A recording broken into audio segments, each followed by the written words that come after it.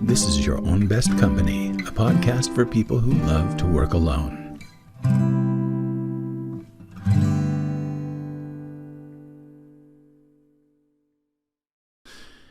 Hey, this is Franklin Taggart, and in this episode of Your Own Best Company, we've got actually a two-part episode, and this is the second part. This video is part 2 of Human Design and Your Business.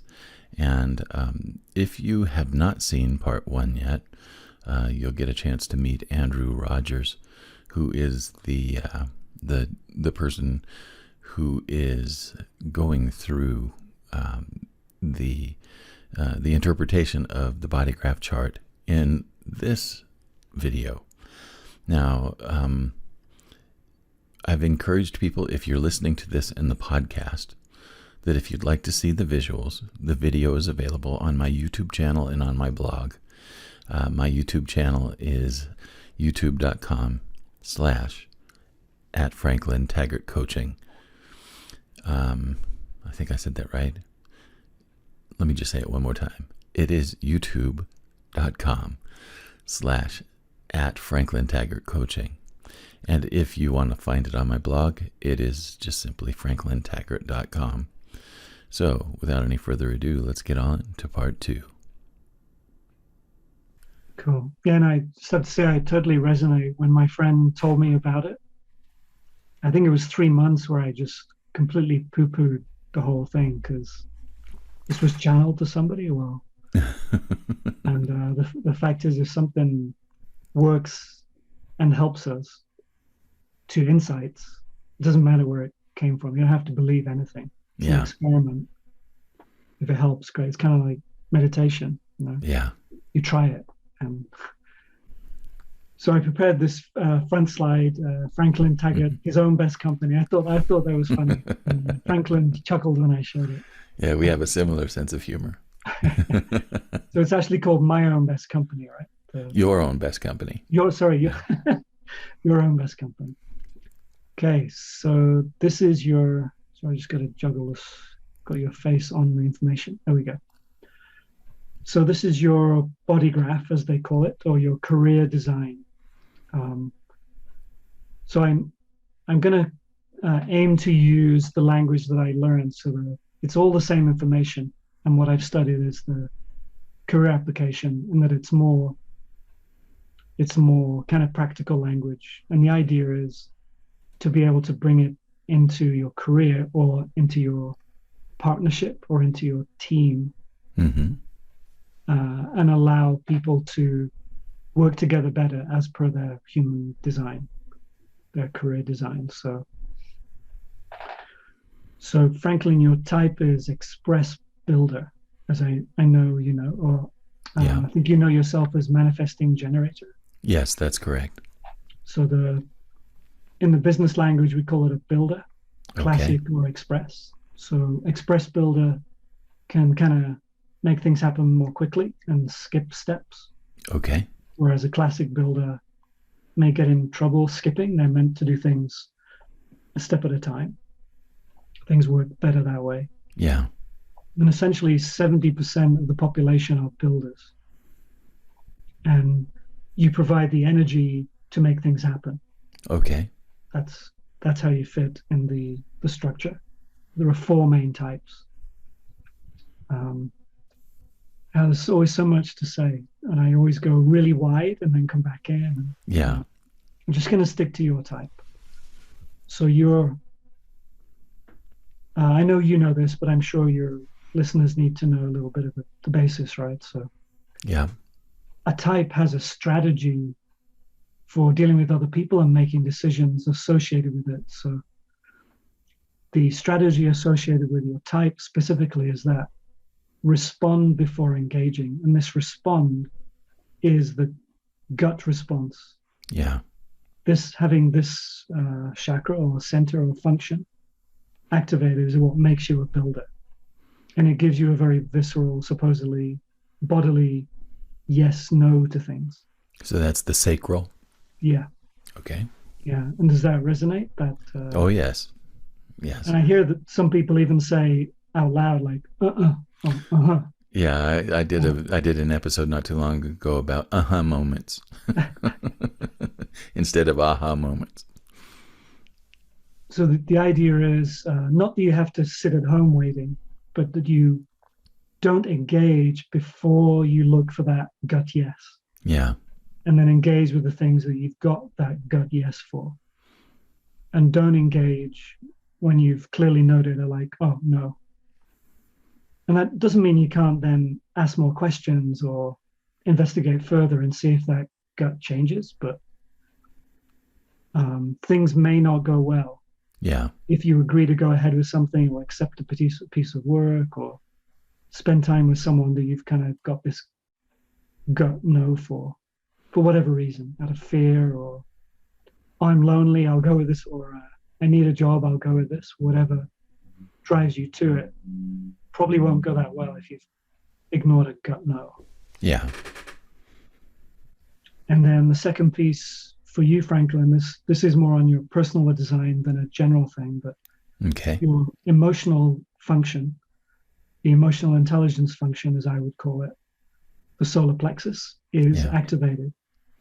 So that means that you also want to wait for your emotional wave before making most decisions, like big decisions, medium-sized decisions. yeah. I don't want to be in the height of an emotional episode when I decide something. Yeah, yeah. Okay. And there's a lot going on. There's something I noticed after we connected last time, so I'm going to bring that up. But Okay. you have three full connections, three different types of emotional wave going on. Wow. But we'll come back to that. Okay. Um, yeah, so watching for the gut, yes, no, Yeah. but then kind of sleeping on it, or okay, if there's a big emotional charge here, I wait. Like, don't buy the house. Yeah. Don't rush in, right? Yeah, this all makes a lot of sense, right? It's kind of common sense. The fact is, I don't have the gut yes no, and Yeah. the fact is, a lot of people who have the gut yes no do not have this activated, and they're just in the moment. They know Yeah. it. They're built to do that. Wow. Waiting for them is not. So this is important to know, right? If you're working with someone, if you're someone who has this, and your partner doesn't have this, they're like, okay, I've decided, good to go. And you're like, can I just sleep on it? And they're like, why? Yeah. So it's important to know the people in your life, how they make decisions. And this is just two little aspects, right? Not even everything. Yeah. So this is why I feel this is super important, especially in the future of work, where people are demanding more from work than just sit at your desk and be quiet. Yeah. They want to be listened to, they want to be engaged, they want the choice of hybrid or work from home, and to be understood, I think. Yeah. Um, and before we go into the things that we were going to talk about, just one last piece. We already touched on this. So the key indicators relate to the type. Yeah. So for the builders, when frustration is a sign that you're not living in alignment. Right.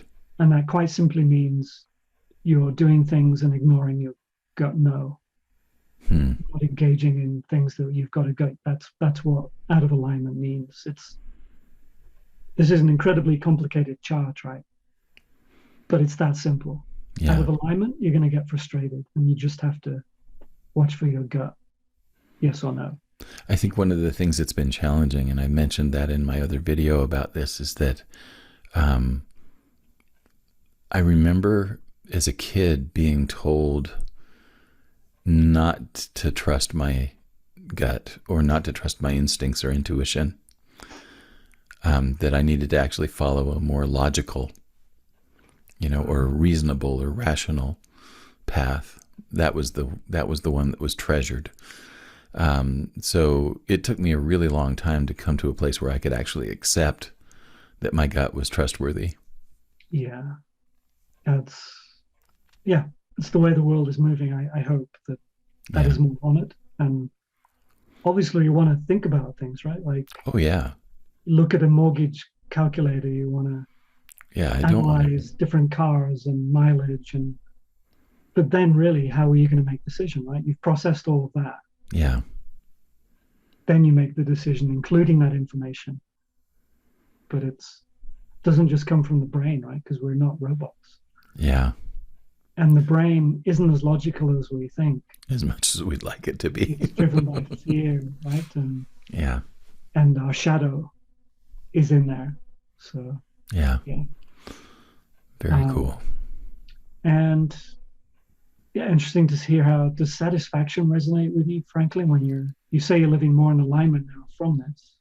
Well, I think one of the things that's really interesting is that the kind of suffering that I'm most interested in relieving is dissatisfaction. And I don't even think about it in terms of frustration. The people that I love working with are the people who have reached a place in their life or their career or their business where the dissatisfaction level is really high. Right. Well, doing things like this, I think you're contributing. There's a healing that happens when people move from dissatisfaction to satisfaction. And that's my healing. That's the thing that I experience now. Beautiful. For me, my type is in the business language, initiator, and it literally just changed this week. If you go looking for this, you'll see the word innovator still. Oh, okay. The decision was made literally this week to change it to initiator because that's closer to what the original founder, who isn't around anymore. Yeah. Apparently, a good friend of his saw the word innovator, didn't realize that was being put out there, and spoke to the person who runs it now, and they discussed it and agreed to change to initiator, which interesting. So that's fresh. So was that the manifestor type in the original language? That's right. Okay. Yeah. And I kind of wish they changed anyway, I'm not going to go there. But it feels better to me because it's about, for me, there's a spark of inspiration or an idea. Yeah. That's what I connect with. Yeah. It's more about that than innovating. There's initiating energy. Maybe it's something I do, or maybe I see somebody else literally light up and look initiated and go do something. Yeah. And it kind of moves through me. It's not me. It's, I'm the vessel. That's how I experience it. Very cool. And for me, the key indicator is peace, which absolutely resonates. Yeah. If I feel like I'm communicating well or initiating something and it's kind of working, there's just a sense of peace, which then leads me to kind of want to put my feet up on the sofa. So I have to be careful with that. That's the Leo, also the Leo. Very good. Yeah, so that's some background, and that was necessary. And I know we began by you saying that I could see things in your chart. I could understand why you would want to work alone. Yeah, talk to me about that. Yeah, so first of all, there's no black and white. What part of there are 16 success codes. I should have put that here. There is the analysis that I can do.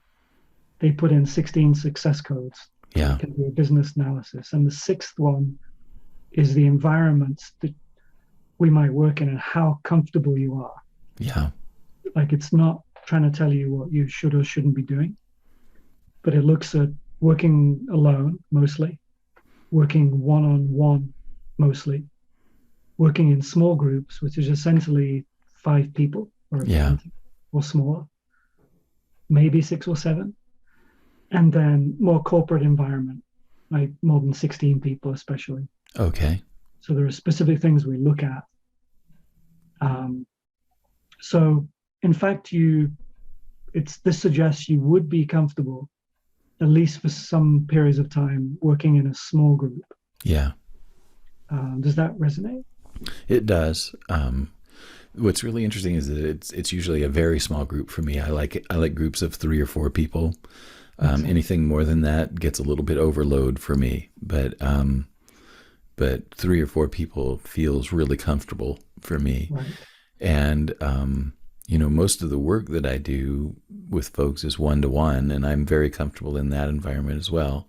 Hmm. But I just as well like to have 5 hours a day where my door is shut and I'm just here with my own process and my computer and my software doing the things that are interesting and inspiring to me. Hmm. So those three areas are all ones that feel comfortable. Makes sense. The larger groups, I feel comfortable on stage, but I think that that's been something that I've adapted from when I was a musician and a performer, and I just Mhm. got comfortable there. But it wasn't necessarily always that way or easy. Okay. Have you worked in a large corporation before? For about 5 minutes. What was your role? I actually, for 3 years after I graduated from college, I was involved in a sales organization. And I started out in the warehouse there and rapidly moved into the sales department. And Mhm. um, at the end of the time that I was there, I was a sales manager. Okay. Well, And it's I was really, it wore me out. right. Because your chart, it's this line that says that you may be comfortable in a large organization, but you Yeah. have to be probably in charge of your own department. Yeah, that was the role that I felt most comfortable in. Hmm. And then I taught classes in schools for the next 3 years after that, and that was really difficult for me because it was 7 hours a day of being in front of a classroom, Hmm. and I remember going home at the end of the day and sleeping for 3 hours before I could do anything else. Wow. So I had like a second day that started at about 7 p.m. Wow. You know? Yeah. Um, yeah. So there are different reasons. There's different things we look at. Um, I don't have that. Well, I don't usually show that chart, but there are different things we look at to see comfort levels working alone. Yeah, So the 45 is one of them. This is kind of the executive director trait or gate. yeah, So you probably want to be in charge, like being in charge of like the vision and the mission, yes, rather than always. somebody else impose it on you. Yeah, That's one reason. So if you were, in charge of your own corporation, potentially comfortable, but I hear that you don't particularly want that. I'm not really interested in managing an organization. Mhm.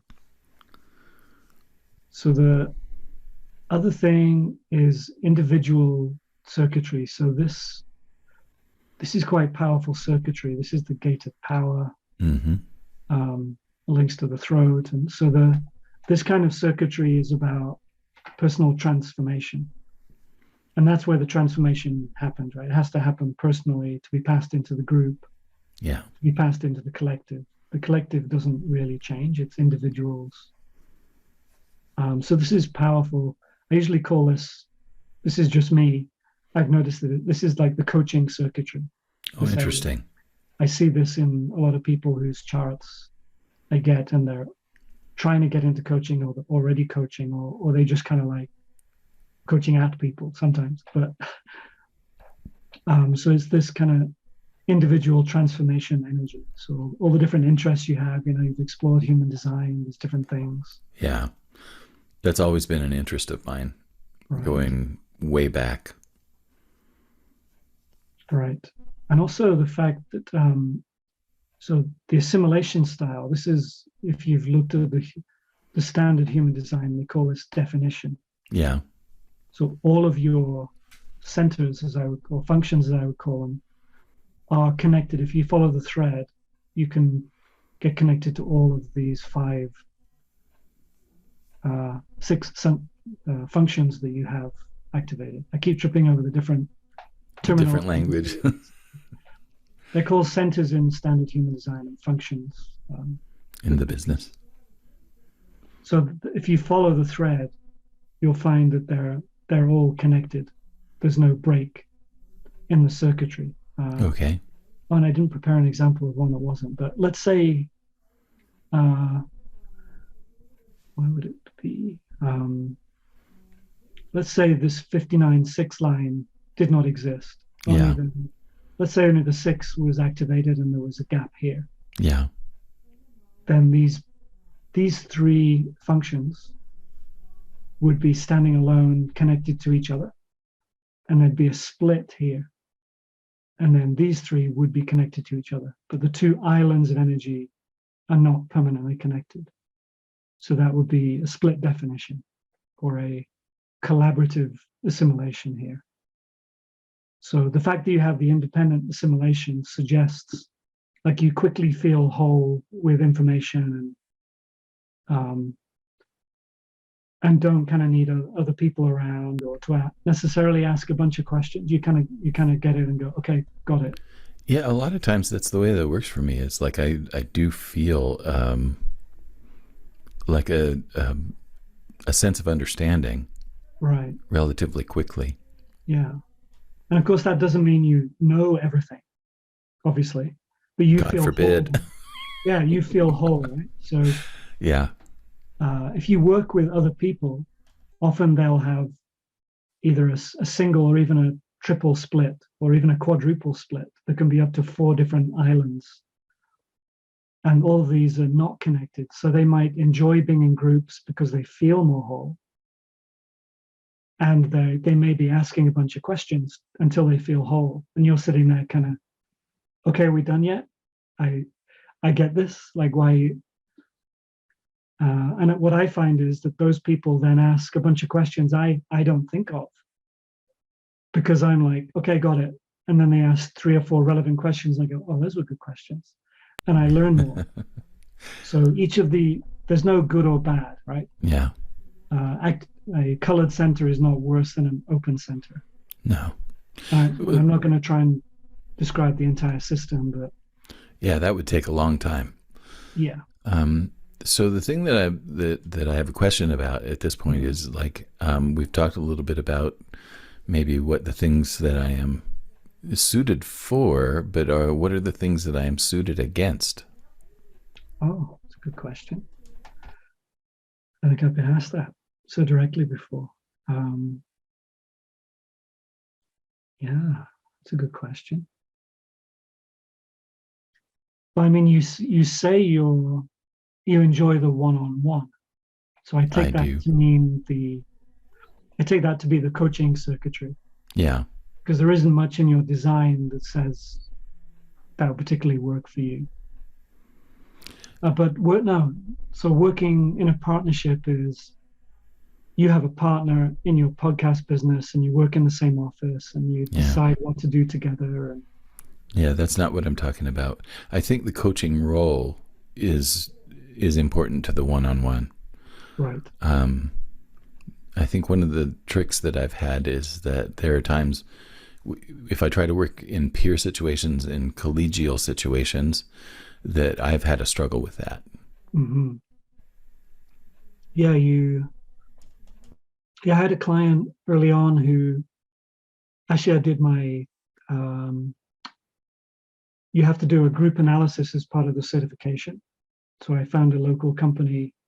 There was 4 people, and it was a kind of and I don't want to say too much about it because it's confidentiality, but it was a kind of a coaching modality, and they did group sessions. And the owner, his design was very much to be working with people one-on-one, and that's how it started, and it all came out of him. And they had one of their facilitators was someone who just gets totally lit up in groups because she has this split. I forget if it was a single or a double split, but he was describing how sometimes they tried to do workshops together and he found it very difficult because she got bigger and louder. And I showed the 2 designs and he went, oh, so she really gets sparks and alive and kind of gives more and more. And in the group situations, he gives people space and goes to them one-on-one. And so they were really not gelling when they did things together. Yeah, that's very interesting. Very interesting indeed. So yeah, for you to yeah, literally have a partnership where you need to negotiate or wait for the other person's ideas. That's what you're not built for. Not to say that might not work at some period in your life. Well, what I'll say is that those kinds of situations have been the most frustrating to me. If frustration is one of those indicators, then I would say that, that's where I have found it most frequently is when I'm working in partnerships and when I'm working in even a small group situation where we're all trying to focus on the same, end. I still have a pretty high level of frustration in those situations. Right. Yeah, in the small group, this is the area of small group, by the way. This is all that matters when you talk about a small group Okay. in terms of the dynamics. So you have a bunch of stuff highlighted here, and I'll Yeah. jump to my chart actually. This is my chart, much more open, as you can see, more white. Yes. This is my only line, full line. But this, oh, no, my cursor stops. This is the area of small groups. And as you can see, this 14 is black and red, which means it's highlighted twice. Yeah. And this is the serendipity or determination. Right. And it appears 4 times. So it's twice on this side and twice on this Twice side. on that side. So that's 6 activations right there. So I have 10 activations out of 26 possible Oh, wow. within the area of small groups. So I'm drawn to it, Yeah. but I'm not actually comfortable there. This is one of the contradictions that I really wanted to understand, right? This anger builds, but I'm drawn to it and I feel useful there. It's very interesting. That is very interesting. And it's interesting to see the significant differences between the two charts. It's like, Yeah. you can tell, from this that the general types, the types themselves cover quite a bit of ground, but the subtleties that you've got between the activations and the indicators really make this, like I said, you can go into as much depth and detail as you want here. Yeah. With this understanding. Yeah. There are billions of different possible ones because this is not just number 46. It's 46.5, and there are 6, goes up to 6 from 1 to 6. So it just magnifies the different possibilities. This is the third one I put in. And was this this was from somebody else that's all together? Somebody else altogether. It's just a different this is person. a client, and I pulled him out Okay. because he's a different type. This is Okay. the type that's meant to advise you, Franklin. Oh, okay. The advisor type is just that. They're here to guide the builders. They're about 20% of the population. Okay. The initiator, as it's now known, or a manifestor, is about 9% of the population. Oh, okay. Initiate things, supposedly. So yeah, this particular line suggests that you could feel comfortable in small groups so long as you're given this role, which is essentially record keeping, tracking what's happened and projecting into the future, that kind of area. Yeah, that's definitely that's resonant. That rings true. So as long as you're like not micromanaged there, like if you're given that responsibility. Oh my God! If I'm micromanaged, welcome to the 7th level of hell. Yeah, so there's so many little nuances there. So again, the idea isn't that I pull up someone's chart and try to tell them how to work or what to do. We go through at this level of detail, hear what resonates, and sometimes it just makes a choice very clear or brings some healing, alignment, or makes them realize, oh, that's why working in that particular situation was the 7th level of hell. Now I don't feel so bad and I don't blame them. It makes it a little less personal. And I can say no to those kinds of situations Exactly. and feel okay about it. Yeah. Yeah. Well, Andy, we could go on for hours. This has Good, yeah. been fascinating, but I want to make sure that we do include the invitation that you have offered for anyone who would be interested in their own chart. There is a link in the description of both the video and the audio podcast that will take you to a form that will help you get in touch with Andy, and he'll facilitate getting your chart made and all of that good stuff. Is there anything else that you'd like to mention about that, Andy, before we finish up? Yeah, if they connect with me on LinkedIn, I think it's part of the form to help them do that. I'll Okay, happily record a few minutes of uh, me talking about their design along with their chart. very good. So you'll get a brief analysis at the same time Yeah. as you get your chart. Andy, what kinds of people are you looking for in terms of working with through your business? Thank you for asking. I think there are two ways that I'm really pulled, and one is working with leaders because we would love to get this into organizations. So, and it kind of you need to convince the leader. Yeah, So, an open-minded leader who's doing great, wants to do better, wants to understand their team and bring in new ways of looking at things. yeah, We can do not just those 16 success codes, but a leadership analysis with them, the nuances of how they lead, yeah, and do a team analysis. And then the other side of it is people who are just kind of, I guess how I felt, that's who I tend to attract. They have these little contradictions or frustrations or angers, and they just want some leverage for understanding what's been happening and doing it a little differently, moving on. very good. So one of the things I would like to mention is, like, I know a lot of executives that turn to tools like Myers-Briggs, and even lately Enneagram has been a popular one, among many others, StrengthsFinder and things like that. One of the things that I'm really struck by with human design is that the other type indicators can give you a really good general idea, but human design can really go, it can give you a much more specific idea about your team dynamics, about the ways that different people work and the different strategies that they use and things like that.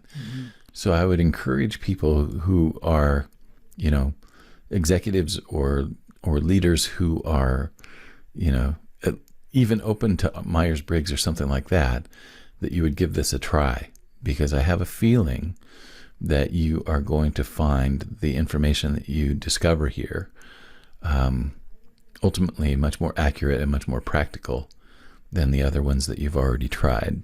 So that's my 2 bits about that. Thank you. I definitely concur. And the beauty about this is I went the business route because it's practical and it seemed a good fit. And this stuff can be used with your partner, your children, your mother. It's not just about work, and Well, it's just fascinating. what I want to say is, just from my own experience, I've only really started to think about this and apply it in my own business over the past few months. But it has changed everything. I don't feel as frustrated in my business. I am letting go of the belief that I have to be the initiator in order to make things happen. And I am going much more with my gut response to things. And as a result, the opportunities that have flowed my way have been some of the best of my life. And so I want to tell you folks that just taking even the basic understanding that I have and applying it in the ways that I'm just trying to figure out on my own has made a huge difference in my business and my experience. And it's starting to carry over into other areas of my life as well, like family relationships, etc., etc. So if you're interested in what Andrew has to offer here, I want you to get in touch with him. at the link in the description and follow him on LinkedIn to just get more of his goodness.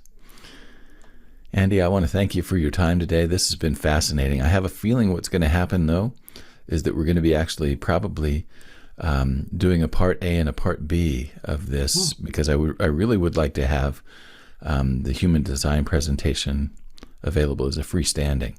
So this is probably, they're going to be released on the same day, but they're probably going to be two separate segments to this interview, because we've really gone deep. Excellent. Yeah, I do tend to go on once I get into it. It's definitely know I found my thing, because that's not how I am usually. Well, who could blame you? It's very interesting stuff. Very interesting and life-changing. It is. And thank you so much, Franklin. It's been a pleasure to meet you, and a pleasure to do this. And you've made me feel real comfortable in my first podcast experience. May there be many more. Thanks, Andy. My pleasure. Thanks for listening to Your Own Best Company. If you enjoyed the show, would you do me a favor and subscribe on YouTube, Spotify, Apple Podcasts, or your favorite podcast host? If you really love it, leave me a review or share it with your circles. If you feel like your career is reaching a dead end, or you're feeling a deep sense of dissatisfaction in your work right now, I help people discover their gifts and then find or create new opportunities that are the best fit for their talent, experience, and lifestyle. Email me at coaching@franklintaggart.com for more information. I also help people start, finish, and launch creative projects, and I offer an ongoing marketing mastermind for solopreneurs and freelancers. More information on these programs and services can be found at franklintaggart.com. Thanks again for spending this time with me.